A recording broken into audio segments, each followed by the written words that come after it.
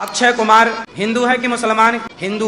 लेकिन कभी ध्यान से देखना, वो गले में एक लॉकेट पहनता है जो क्रॉस होती है। हिंदू तो है, पर वो हिंदू होता तो ओम पहनता, क्रॉस क्यों पहनता? वो एजेंडा के तहत काम करते। क्रॉस पहनने का अर्थ क्या है? वो क्रॉस पहन के सबको दिखाता है कि देखो इससे क्या होगा, ये नौजवान लड़का लड़कियां वो पहन के घूमेंगे। अरे हिंदू हो तो गीता पढ़ो ना, गीता हाथ में रखो ना। हो हिंदू और प्रचार किसका कर रहे हैं? ईसाइयों का।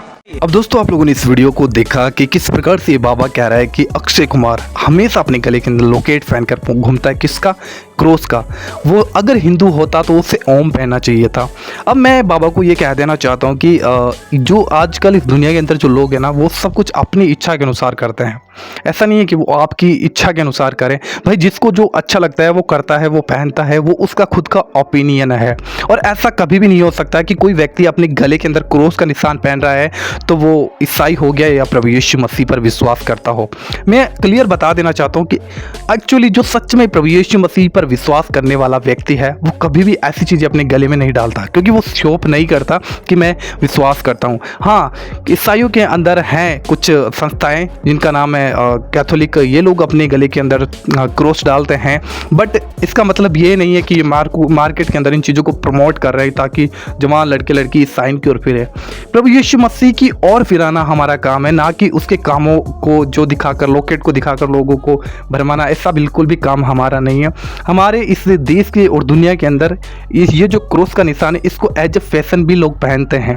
और मुझे ये पता नहीं है कि यीशु मसीह पे अक्षय कुमार विश्वास करता है या फिर नहीं करता है, बट इनके जो गले में निशान है, हो सकता है इन्होंने फैशन के लिए डाला हो और ये प्रभु यीशु मसीह के बारे में जानते ही नहीं हो। क्योंकि बहुत से ऐसे लोग मेरे साथ भी कांटेक्ट रखते थे एक समय पे, जब मैं खुद भी प्रभु यीशु मसीह को नहीं जानता था, तो वो गले में क्रॉस पहनते थे। और आज भी बहुत से पहनते हैं जिनको यीशु मसीह के बारे में पता तक नहीं है।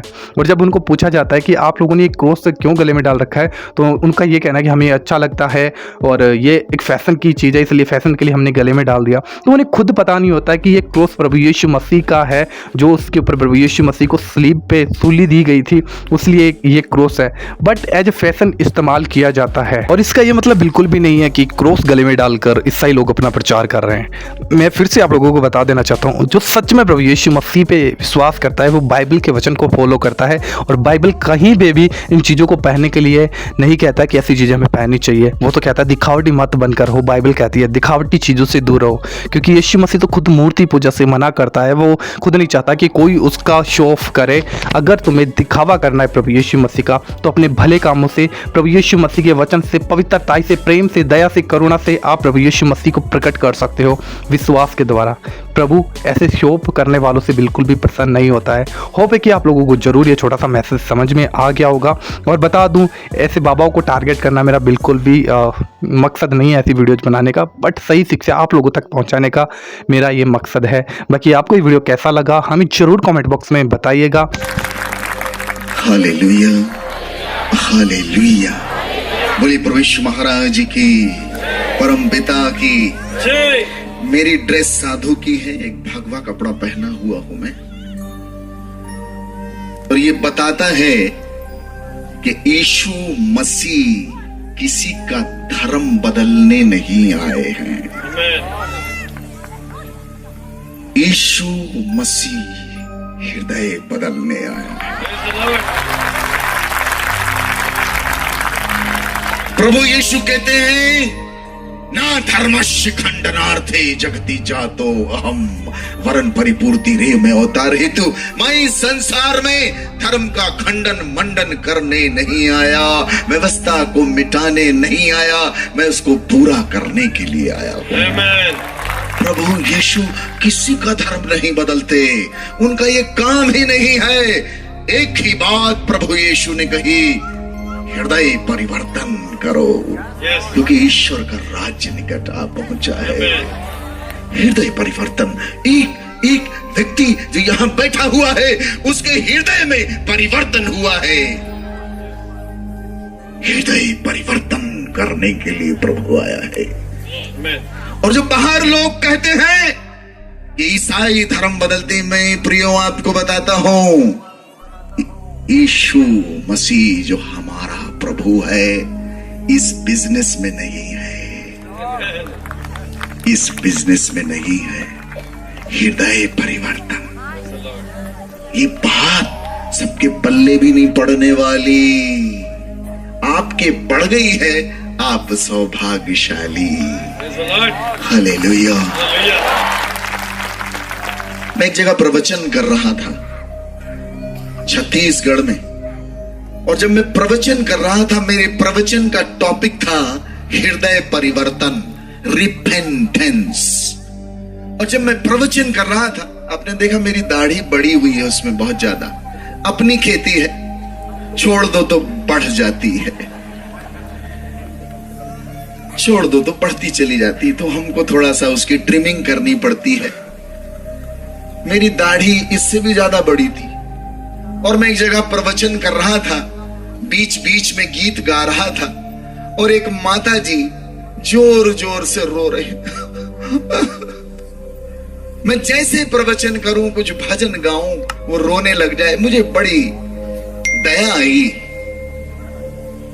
और दूसरे दिन मैं स्टेज से उतर गया और उस औरत के पास गया, अम्मा जी के पास। मैंने उसके सिर पर हाथ रखा, मैंने कहा माता जी मत रो, मुझे मालूम है आपको पश्चाताप हो रहा है, और पश्चातापी हृदय को प्रभु क्षमा करते हैं, स्वीकार करते हैं, माफ करते हैं। मुझे मालूम है आपको पश्चाताप हो रहा है, शांत हो जाइए, चुप हो जाइए, बहुत मत रोइए। आपको पता है उस औरत ने कहा कि गुरुजी कोई पश्चाताप नहीं हो रहा है। तो मैंने कहा फिर क्यों रो रही हो? बोले गुरुजी 3 महीना पहले हमारा बकरा मर गया, और वो बकरे की दाढ़ी बिल्कुल आप ही के टाइप की थी। तो जब जब हम आपको नाचते देखते हैं, आपकी दाढ़ी हिलती है, तो हमको हमारा बकरा याद आता है। मैं भागा वहां से, मेरे पैर के नीचे से जमीन ही खिसक गई। मैंने सोचा भी नहीं था कि ये उत्तर मेरे को मिलेगा, लेकिन ये सच्चाई है। इंसान बाहर की ओर देखता है, इंसान बाहरी रूप रंग को देखता है। लोग मेरी दाढ़ी देखते हैं, हमारे कपड़े देखते हैं, ईश्वर ये सब कुछ नहीं देखता। ईश्वर का कोई लेना देना नहीं, कोई एक कपड़े से ईश्वर को नहीं जान सकता। ईश्वर जिसकी हम इबादत करते हैं, वो हृदय को देखने वाला परमेश्वर है। यही है मार्ग यीशु का, हृदय को परखने वाला।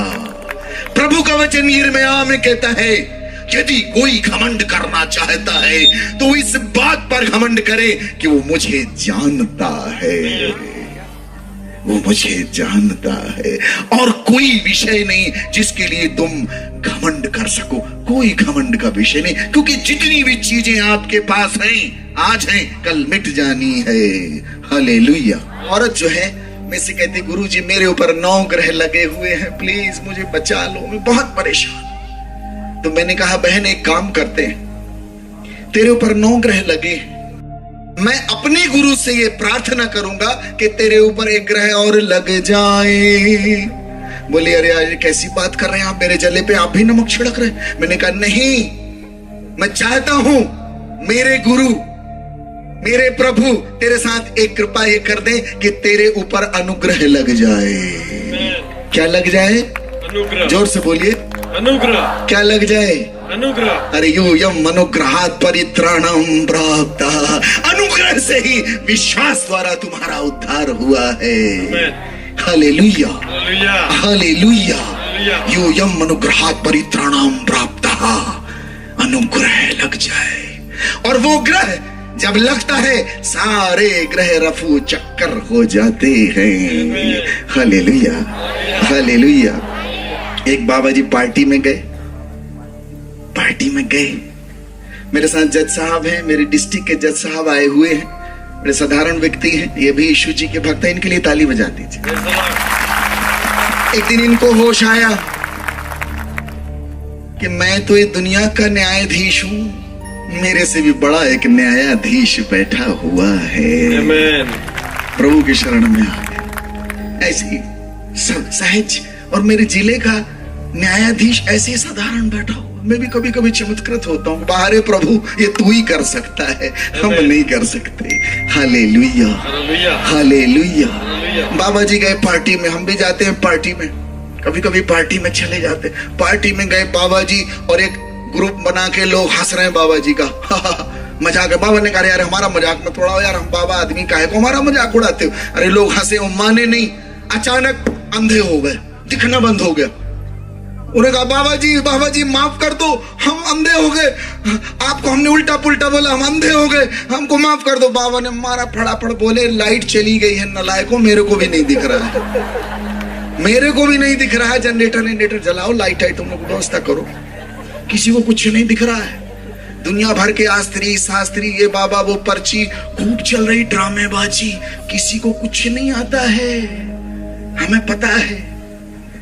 बताओ यार तुम्हें इतना ही ज्ञान है, बताओ धरती में कहां क्या गड़ा, दे दो लोगों को, जिंदगियां बना दो लोगों की, किसी को कुछ नहीं आता। मैं गाड़ी में बैठ के जा रहा था, एक औरत चिल्लाती रुद्राक्ष ले लो, रुद्राक्ष ले लो, करोड़पति बन जाओगे। मैं कहा तू काहे घूम रही है सड़कपति बन, तू ही बन जा। मेरे घर में एक बाबा जी आए, मैं छोटा था, मेरे घर में बाबा जी बोले अलख निरंजन,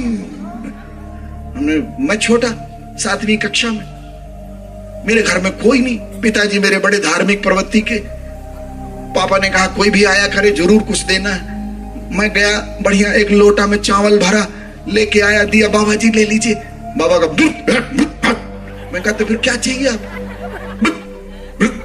उन्होंने दीवार से मिट्टी निकाली, उसको ऐसे किया और उसको मोती बना दिए। मैंने कहा वाह, और कुछ दिखाओ, और क्या दिखाते? मैंने कहा और तो कुछ दिखा। उनको आश्चर्य की, इसको आश्चर्य नहीं हो, ये बोल रहा और दिखाओ। मैंने कहा और दिखाओ। उन्होंने उसको ऐसे किया, अंगूठी बना दी। मैंने कहा अरे बहुत अच्छा, और दिखाओ। बोले दे 50 रुपए। मैंने कहा बाबा मिट्टी से मोती बनाए, मोती से अंगूठी बनाए, तो 50 रुपया भी बना लो। जब तुम इतना नहीं कर लिए, ये भी कर लो। ये ड्रामेबाजी है, इसमें ईश्वर नहीं बैठा, ये मूर्ख बनाने वाले व्यापार हैं, इनसे हमें बाहर आना है, ईश्वर इनमें नहीं बसता। Hallelujah, hallelujah. जीवन को रूपांतरण करने वाली बातें अलग हैं, अलग हैं। Hallelujah, hallelujah. बोले प्रभु यीशु महाराज की। मैं फिर कहता हूं, प्रभु यीशु किसी का धर्म बदलने नहीं आए, मेरा नहीं बदला, मैं वही हूं।